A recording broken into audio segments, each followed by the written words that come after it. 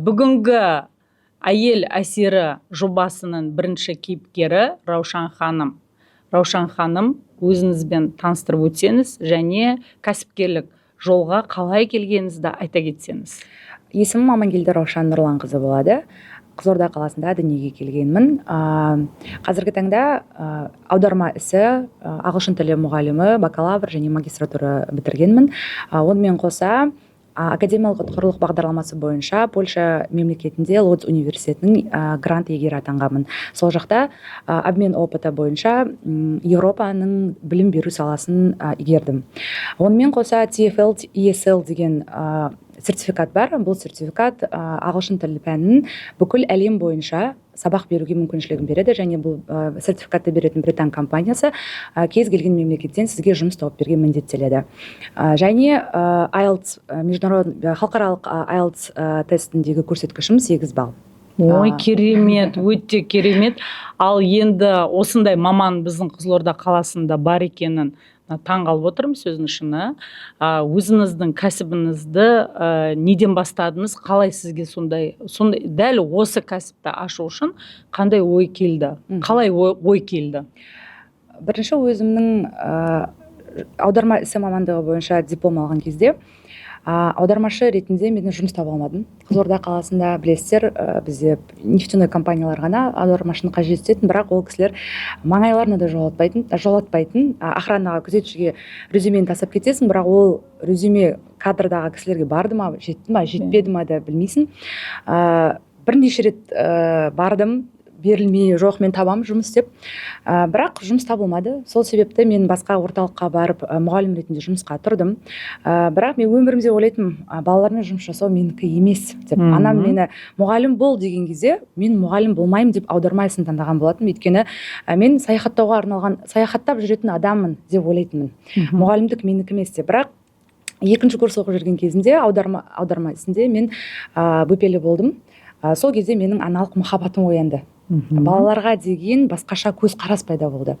Бірақ ол кезде мен жұмыс істеп көрген жоқпын. Оқуымды бітірдім. Осы жұмысқа келдім. Мұғалім ретінде балалармен жұмыс жасай бастадым. Ең бірінші экзаменді тапсырған 4 оқушым 2 деген баға алды. Мен ол кезде методиканы дұрыс түсінбегенмін. Мұғалімдік методиканы білмеймін, аударма ісімен жұмысқа алды. Ағылшын деңгейі жақсы болғандықтан. Мен 2 алды деген сөз мен үшін үлкен бір күйзеліске мені түсірді. Қалай 2 алды? Мен деген барымды салып сабақ беріп жүрмін ғой. Сол кезде түсіндім, бұл маған бір сабақ. Мен, мұғалімдердің сабақтарына қатысып, нені мен үйретуім керекпін, экзаменді не алады, экзаменде не сұрайды, мен оған қызықпағанмын. Өзім керемет ағылшынды білу ол басқа екен. Ағылшынды балаға жеткізе алу ол басқа нәрсе екен. Ол үшін сен мықты маман болу керек екенсің. Өзіңнің ғана білгенің ол еш нәрсені де айтпайды екен. Сонымен мұғалімдердің сабақтарына қатыса бастадым. Экзаменатордың әр экзаменіне қатысып не сұрайды, қандай сұрақтар қойылады, соның бәрін игеріп, ана балаларды мен 1 ай тегін оқыттым. Ешқандай айлық та берілген жоқ маған ол үшін. Мен өйткені өзімнің жауапкершілігімді сезіндім. Ол балалардың алдында ата-аналар қанша ақша тауып беріп отыр, олар не үшін жүріп отыр мына жерге деп мен өзім баламды осылай оқытса, намыстанып. Сонымен екінші рет 1 айдан кейін тапсырғаннан кейін балаларым бәрі 5 деген баға алып шығады. Мен үшін ол үлкен жетістік болады. Сол жақта мен 8 ай жұмыс жасадым. 8 айдан кейін мен ол жаққа уже сыймадым. Өйткені 1 күн демалыс, жексенбі күні ол маған еш нәрсеге жетпейді. Үй жинайсың, балаларыңа көңіл бөлесің ба, ата-енеңнің жағдайын жасайсың ба, еш нәрсені үлгермейсің. Азанғы 8:30-да жұмыс басталады, кешкі 8:30-да шығасың, обед жарты сағат. Еш нәрсеге үлгермейтінмін. Сонымен мен өзімнің жайымдеп требованияларымды айта бастадым ол жақта. Маған немесе сенбі жексенбі демалыс беріңіздер, болмаса менің жұмысым сағат 6-да аяқталсын. Сондай жағдайға келсеңіздер, мен осы жақта қалам. Ол кісілер келіспеді, мен жұмыстан шықтым. Жұмыстан шыққан кезде маған айтқанында ол кісілердің біздің конкуренттерге бармайтын шығарсыз деді. Мен айттым, конкуренттеріңізге бармаймын дедім. Бірақ өзім конкурент боламын. Мен ойлаған жоқпын, бірақ ол кезде өзім конкурент боламын деп, мен жұмыстан шығып жатқан кезде мен салон красоты ашам. Мен өйткені сұлулықты жақсы көретін адаммын өзім. Мен сонымен айналысам деп ойладым негізі. Салон красоты ашам, сонымен үйге келем, күйеуіме айтам өзімнің идеямды. Күйеуім айтады: "Жан, сен қандай мамандық оқыдың?" дейді.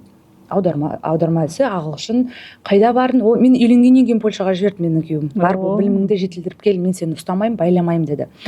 Не үшін бардың деді, мен сені не үшін жібердім деді. Чтоб сен салон красоты ашып, обслуживающий персоналда жүрсін деп па деді күйеуім. Ойландым, сен ең адал іс, ең керемет іс ол мұғалімдік емес па? Балалардың болашағына өз әсеріңді тигізетін пайдалы нәрсе. Алла саған несібеңе береді. Уайымдама еш нәрсені. Ашасың ба ағылшын орталығын аш, ал салон ашатын болсаң, мен сені қолдамаймын деді. Сол уақыттан бастап екінші жақтан анам қолдап отырды. Давай аш. Одан сестрам Колумбийский университет бітірген, ол кісі мен де саған қолдау беремін, жаным, еш нәрседен қорықпа, мен сенің жаныңдамын, әжем, ата-анам, ата-енем бәрі қолдау көрсетті. Керемет идея деп. Сонымен басталды. Мықты командамен бастаған екенсіздер. Және де мен ана орталықтың алдында да өзімді басында кінәлі сезіндім. Бірақ мен конкурентке барып жатқан жоқпын ғой дедім.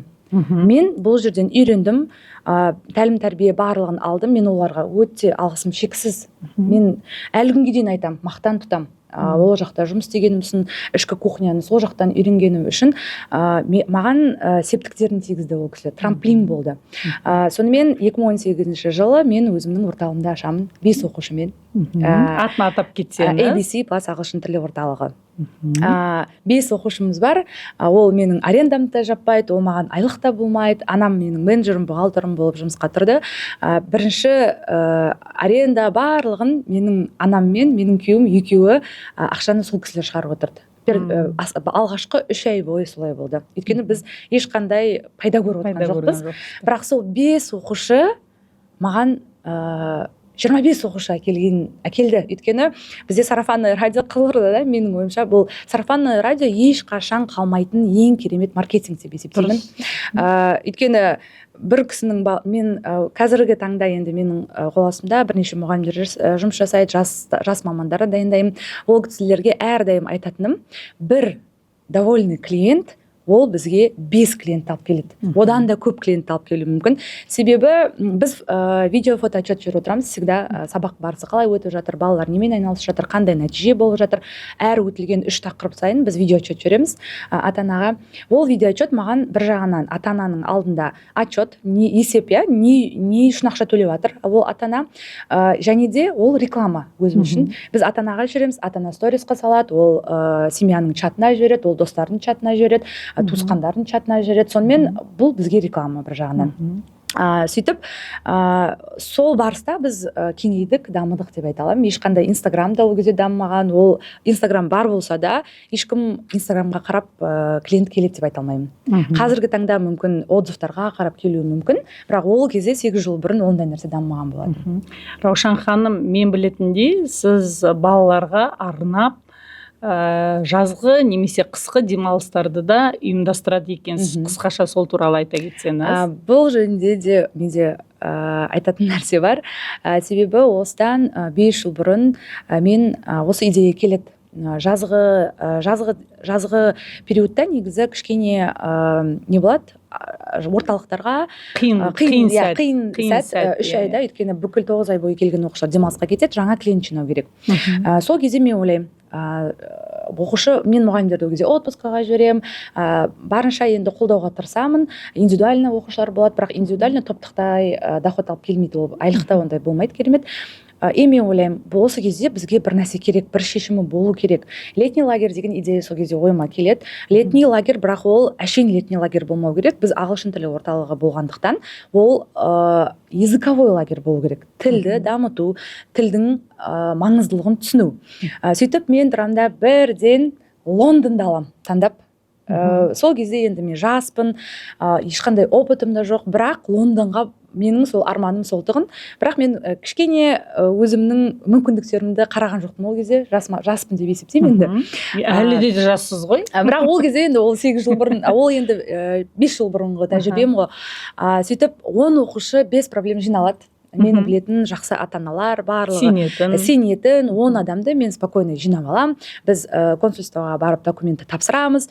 2 аптадан кейін нәтижесі келеді. Барлық менің 10 оқушыма келісім беріледі, бірақ маған отказ шығады визадан. ойбай. Ал визовый центр тек менімен байлап жасаған, себебі ата-аналар Раушан мұғалім бармаса жібермейміз деп айтқан о баста. Сонымен маған қайттан звондайды, Раушан сізге ғана отказ шығып тұр, давайте срочно қайттан экстренно біз жіберуіміз керекпіз, мынандай доплата жасау керексіз, қайтадан келіңіз дейді. Ол кезде мен сенімді боламын, екінші рет тапсырамын, явно маған одобрение беріледі. Сөйтіп қайтадан тапсырамын, срочныйға тапсырамыз, 5 күннен кейін нәтиже шығады, қайтадан отказ келеді, болды, уже ешнәрсе жасай алмайсыз, бара алмайсыз деген маған жауап келеді. Мен үлкен қатты бір күйзеліске түсемін осы сәтте, қалай ата-аналар, оқушыларым, олар уже чемоданное настроение, чемодандарын жинап, мына жаққа барамыз, ана жаққа барамыз, Лондон айды көреміз, Биг Бенді көреміз.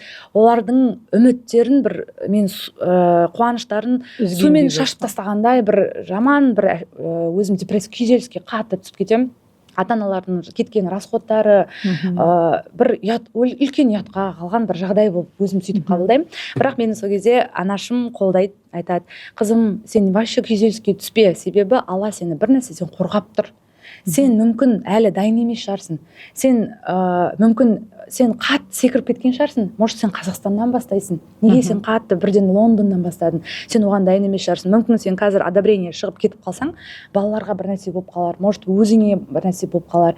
Сен соны солай қабылдашы деп айтқан кезде мен ол ситуацияны қабылдадым, жібердім, ата-аналарым да түсінді.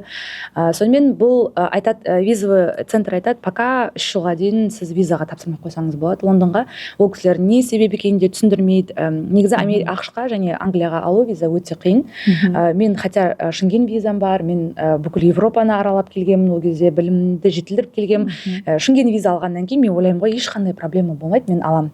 Сонымен 3 жылға дейін можете не подаваться деп айтады маған. Сонымен ол ситуацияны мен қиын болса да әйтеуір қабылдадым.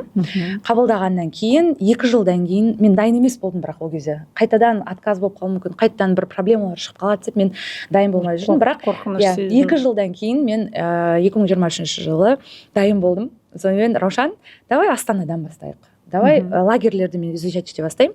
Сөйтіп лингва камп деген лагерь шығады. Почему-то менің жүрегіме ыстық көрінді сол жер.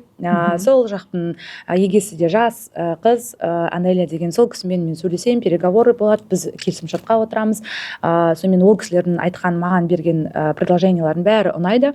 Сонымен біз договорға отырамыз, рекламаны запускать етем. Бірінші барған кезде 18 бала жиналады. 18 баланы апарып келем, 2 адам болып барамыз. Бәрі ойымдағыдан да керемет болып өтеді, балаларға бәрі ұнайды. Бірінші плюс ол жақта ағылшын тілін Назарбаев университетінің магистранттары береді. Өздеріңіз білесіздер, Назарбаев университетінде одаренный балалар ғана оқиды. Ерекше қасиетпен, талантпен туылған балалар оқиды. Ол жақта 2-ның бірі түсе алмайды ол жаққа. Өйткені сабақ бағдарламасы өте ауыр. Егер сіздің білімге деген ерекше құштарлығыңыз болмаса, ол нәрсеге сіз күйзеліске түсіп кетуі мүмкін. Мен өйткені даже Қызылорда осы университеттен бөлек мектепке де ерекше балдар ғана түседі. Мен оған сенімдім. Сол ұнайды маған, және ол жақта шетелдік мамандар болатыны, сол бір жағынан сол қатты ұнады. Бізде мысалға айтып кетейін, неше түрлі мамандар бар, Қызылордада да бар, мысалға мен жұмысқа да алғанмын, бірақ ата-аналар бізде шетелдік десе болды, қызыға береді. Бірақ ол шетелдік носитель языка дейді да, болды, о, носитель языка оқытса болды деп ойлайды. Бірақ ол носитель языканың методиканы біле ма, қандай, ол кісінің образованиесі бар ма, ол кісі неге өз шетелінде сабақ бере бермейді, ол неге осы жаққа келіп тұр деген сұрақ қоймайды. И даже мамандарды жұмысқа алған кезде неге тексермейді деп ойлаймын. Мен тексеремін да, мысалы бір пробный сабақ бересіз деймін, олар келеді да еще завышенныйсын айтады. Мысалға мен 1 сағатқа 5 мың теңге төлесем, өзімнің қазақ мамандарыма, ол кісілер 10 мың теңге сұрайды. И мен бірінші айтамын, сіз біліктілігіңізді маған көрсетіңіз, мен сізге 10 мың теңгені жайдан жай бере салмаймын. Методикаңызды көрсетіңіз, қаны көрейін, ұнаса мен сосын сізге беруге дайынмын. Мен методиканы даже бере алмағанын көрген кезде, мен сол жерде ақ болды, сабақты даже 5 минутта мен түсінемін. Мына кісі бере алатын маман ба, аудиторияны ұстай алады ма, балалардың қызығушылығын оята алады ма, бұл кісі. Ол 5-10 минутта анықталады. Сосын дайындығы бар ма, дайындығы бар ма, тәжірибесі бар ма, оның маған әкеп берген қағазы, резюмесі еш нәрсе айтпайды. Мен тілдесіп, ол кісімен түсінемін, бұл қандай білікті маман ба, білікті маман емес па, мен бірінші деңгейін тексерем, бірақ ол осы білетін білімін балаларға жеткізе алады ма. И 15 минуттан кейін все, рахмет, мен басқа жұмыс іздей беріңіз деп шығарып саламын ондай мамандарды. Бір-екі кісі болды. Мүмкін мен бірақ маған керек болып тұр. Балаларды шетелдіктермен араласып көріп, далада көріп қалса, жабайылық танытып, қасына барып, деген нәрсе бар бізде, халықта. Сондай нәрсе болмасын деп, қазір шетелдікпен сөйлесін, тілдесін, суретке түссін. Менің центрымның оқушыларында шетелдікті көрген кезде спокойно қастарына барып сөйлесе алатын деңгейде болғанын қаладым да. Сол себепті бір кісіні алдым. Барлық топтарыма кіргізіп шықтым, барлық топтарыма сабақ берді. Ол кісі де завышенный ақша сұрады, бірақ мен бердім. Оқушыларым бір-бірлеттен сабақ өткеннен кейін мен сұрадым. Оқушыларым, маған сендердің ойларың өте маңызды. Бұл кісіні жұмыста алып қалайын ба? Сіздерге керек па? Айына бір рет осындай сабақ өткізгенін қалайсыздар ма? Оқушыларымның айтқан сөзі, мен сол нәрсені күттім негізі. Апай деді, сіз бұл кісіге қанша ақша төлеп жатсыз? Бірақ сізбен өткен сабақтай, сіздің мамандарыңызбен, қазақ мұғалімдермен өткен апайлармен алған білімімізді біз алып жатқан жоқпыз. Бұл кісі бізді қызықтырып жатқан жоқ. Бірінші кезде әрине қызық болды. Біз сөйлестік, суретке түстік, үйге барып эмоциямен бөлістік, бірақ бұдан кейін біз бұл кісіден алатын нәрсеміз жоқ деді. Содан кейін болды, рахмет, сіз өз миссияңызды орындадыңыз деп бұл кісіні шығарып салдым. Сонымен әрі қарата лагерь туралы айтатын болсам, 3 сағат бізде академиялық сағат ағылшын тілі болады. Одан кейін балалар күнде кешкісін концерт болады. Ол концертке дайындық барысы, ең қызығы ол дайындық барысы. Балаларды неше түрлі нәрселермен дайындайды. Бір күні мысалға здоровый образ жизни, сол туралы сценка қою керек. Немесе сол туралы өз өнерлерін көрсету керек. Бір күні ағылшын тілде. Бір күні ағылшын тілінде болады, бір күні ол қазақ тілінде болады, бір күні ол орыс тілінде болады. 3 түрлі, 3 тұғырлы мемлекетте өмір сүретін болғандықтан, 3 түрлі тіл жүреді ол жерде. И мамандары да дәл сондай. 3 түрлі мамандар жүреді ол жақта. И бір күні мысалға шоу талантов болады. Балалар өздерінің өздерінің өнерлерін көрсетеді. И бұл жерде командалық дух болады. Бір жағынан команда үшін сіз көрсеңіз, енді балалар біреусі, енді ол жерде баланың үйіндегі тәрбиесі де көрінеді. Біреу Құдайға сыйынып отырады, біреу мантра жасап отырады. Енді неше түрлі нәрсені көруге болады. Бір жағынан бұл лагердің үлкен плюсы бұл ата-анадан сепарация болады. Бала ата-анасыз ол мүлде басқа бала. Мен өзімнің де балдарымды сол жерде тани бастадым. Себебі бір күні, 2 күнге мен Астанаға кетіп қалдым бір жұмыстарыммен. Менің балам ашылған ғой. Мен жоқ кезде. Ол менің қасымда жүр ғой. И маған мұғалім жүреді, Равшан дейді, сіздің балаңызды қараңыз. Ол деген зажигатель, центр внимания болып жүр. Мен баламды басқа қырынан таным. Сосын үйге барғаннан кейін баламмен сөйлестім. Балам, может, келесі жылы мен сені өзімсіз басқа лагерьге жіберем. Ол айтты, мам, мен өзім дайын болған кезде айтам, бірақ пока мне так комфортно деді. Сонымен мен ол өзі дайын болған кезде айтады, мен оны жіберемін өзімнен бөлек. Керемет, өте керемет. Себебі бұл жерде аналық ретінде тәжірибеңізбен де бөлісіп жатсыз. Енді келесі сұраққа көшсек, қиындықтарға қарамастан сізді алға жетелейтін нәрсе не? Сіз енді бір қатар қиындықтарыңызды айттыңыз ғой, жұмыс болмады, бірінші балаларыңыз 2 алып қалып, осындай виза болмай қалып, ол қиындықтардың нұсқалары ғой. Вот соған қарамастан сізді алға не итермеледі? Біріншіден ол пайдалы бола білу деп ойлаймын. Адам дүниеге келген кезде ол бір миссиямен келеді, ол жай әшейін дүниеге келген жоқ. Бұның сұрағын, негізі мен бұны определенный бір жасымда түсіндім. Не үшін мен өмір сүріп жатырмын? Маған мына өмір не үшін керек? Адам бір қуанып жатады, бір күйзеліске түсіп жатады, бір кезде ақша болып жатады, бір кезде ақша болмай жатады. Не үшін Алла дүниеге мені жіберді деген бір қатты мені ойға салатын бір сәттер болды өмірімде. Сол кезде мен ойлана бастадым. Мен оның жауабы қайда іздей бастадым, кітаптарды оқыдым неше түрлі. Ол кітаптардың оқу барысында мен өзімнің өмірлік көзқарастарымды өзгерте бастадым. Мен айтатыным, «Магия утра» деген кітапты оқып, мен ерте тұрудың қандай үлкен сізге плюс әкелетінін түсіндім. Қасиеттері. Иә. Негізі ол кітапты отырсаңыз, біздің кәдімгі Құранда жазылған нәрселер. Ерте тұру керек, ерте тұрған адамның ырысы көп болады, несібе беріледі. Сол нәрсе айтылған, просто маған именно сол кітапта жазылған нәрсе менің жүрегіме әсер етті. Негізі ол адамға пайдалы бола білу. Иә, мейлі, мен құлап жатырмын, депрессияға, күйзеліске түсіп жатырмын, бірақ мен өзімнің ниетің түзу болса, Алла сені әрқашанда қолдайды. Мен дұрыс жолда келе жатырмын. Мына қиындық арқылы мен мынандай сабақ алдым, бірақ мен келесі баспалдаққа өту үшін осы қиындықтан өту керек болатынмын. Ниетің өзгермесін, Раушан. Сен пайдалы бола білесің, сен жас Қазақстанның болашағына әсер ете алатын адамсың, сен наставниксің, сен мұғалімсің. Мұғалім әрқашанда баланың өмірінде маңызды тұлға. Ол баланың қасиетін, талантын көріп, оның дамуына әрі қарата үлесін қоса алады. И сол нәрсе мені ішімде болды. Сен дұрыс жолда келе жатсың, еш нәрсеге жол берме. Кейбір кезде оқушылармен де түсініспеушілік болады, түсінбейтін ата-аналар болып жатады. Бірақ соның барлығын адам өту керек. Ол әшейін ол ата-ана да сенің алдыңа келіп тұрған жоқ. Мен соны түсініп, осындай нәрселер, осы ниеттің таза болуы маған күш беріп жүреді әрдайым. Демек, былай қорытындып айта кетсек, сізді алға жетелейтін сабақ алумен және сабақ беру болып тұр, иә? Дұрыс айтасыз. Келесі сұраққа өтсек, өмір жолыңызда алған ең маңызды сабағыңыз қандай болды? Ең маңызды сабақ әрқашан Аллаға сену деп ойлаймын. Қандай жағдай болмасын, өміріңде неше түрлі жағдайлар болады. Менің өмірде мынандай жағдайлар болды. Мен барлық адамды өзімдей көрдім. Барлығының ниеті таза, барлығының пейілі кең деп мен талай рет ұрынып қалған кездерім болды. Мен ол адамнан басқа нәрсені күтіп жүрсем, ол адамның ниеті басқа болып шықты.